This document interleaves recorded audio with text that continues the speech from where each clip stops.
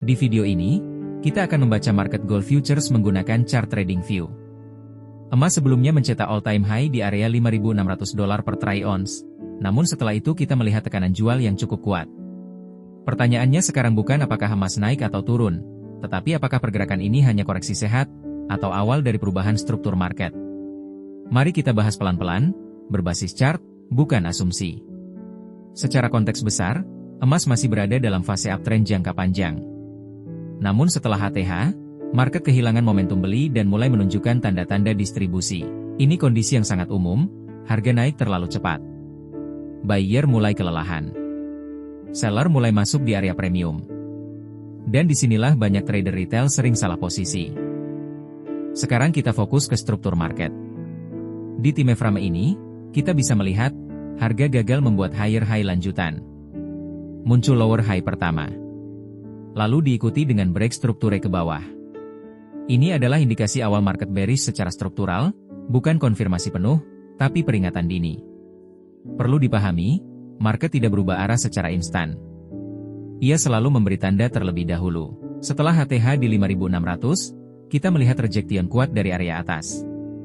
Zona ini bisa kita anggap sebagai supply zone mayor. Setiap kali harga kembali ke area ini, seller cenderung aktif.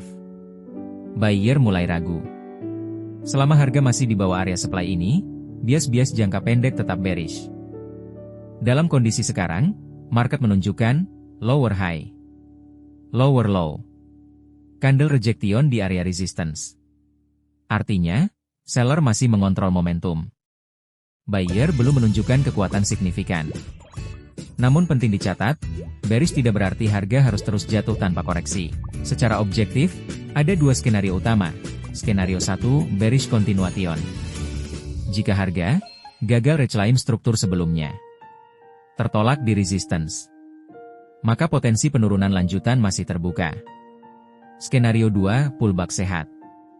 Jika harga turun ke demand zone kuat, lalu muncul reaksi buyer yang jelas, maka ini bisa menjadi koreksi dalam tren naik besar.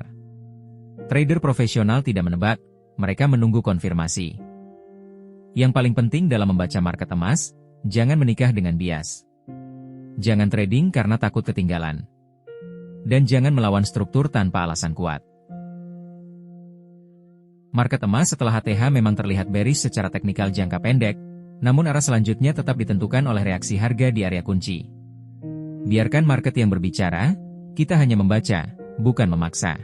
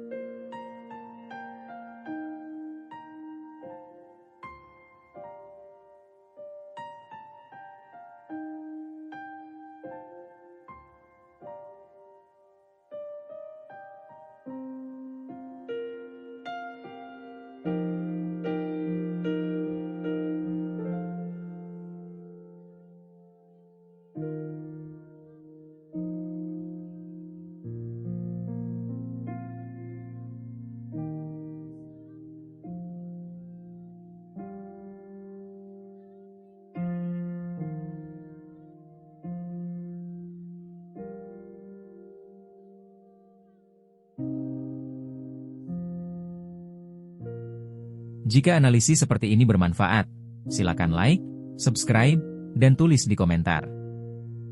Skenario mana yang menurut kalian paling masuk akal?